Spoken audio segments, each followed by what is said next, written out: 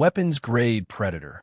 InGen Security Headquarters was tucked away from the main attractions of Jurassic World, an unmarked, reinforced building where guests never ventured and corporate oversight rarely interfered.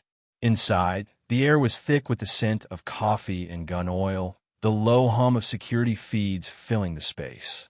At the center of it all, Vic Hoskins leaned against a steel table, arms crossed, eyes locked onto a monitor displaying live footage of Paddock 11.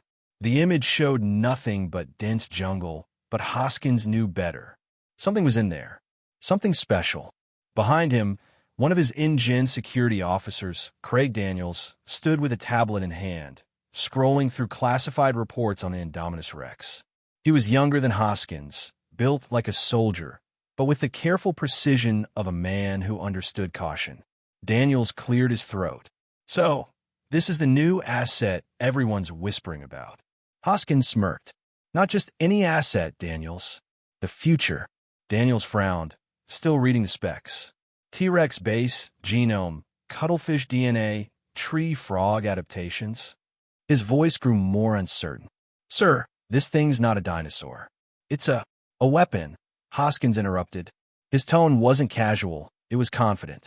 He gestured toward the screen. Do you have any idea what this means? We're looking at right here. Daniels hesitated. A genetic wild card? Hoskins let out a short laugh. A controlled wild card, he corrected. You don't see it yet, but this is the prototype. If this thing performs the way I think it can, we're talking about the next step in combat evolution. Daniels raised an eyebrow. I thought Jurassic World was a theme park, not a weapons facility. Hoskins turned to face him fully, his smirk fading.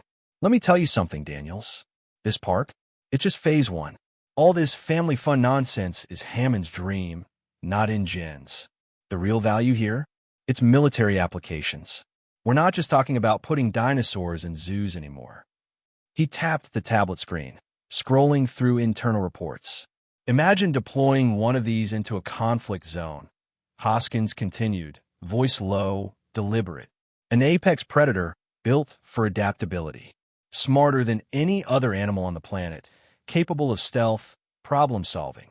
He looked back at the monitor, nodding slightly. I mean, did you hear what it pulled earlier? It tricked them into thinking it escaped. That's not just instinct.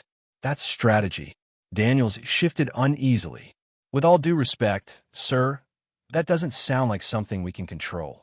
Hoskins turned sharply, eyes locking onto Daniels. Control is just a matter of conditioning. Everything can be trained. Raptors, wolves, men. The trick is knowing how to apply pressure. Daniels exhaled through his nose, still unconvinced. All right, but let's say this thing is trainable. What happens if it decides not to listen?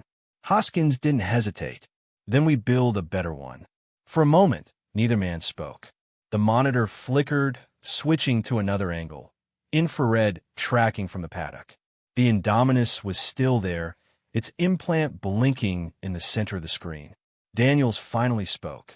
Claire Dearing's not going to like this. Neither will Masrani. Hoskins chuckled, shaking his head. Dearing? Masrani? They don't see the bigger picture yet.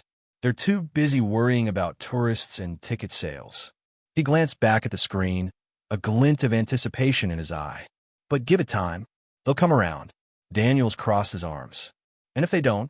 Hoskins grinned. Then we make them.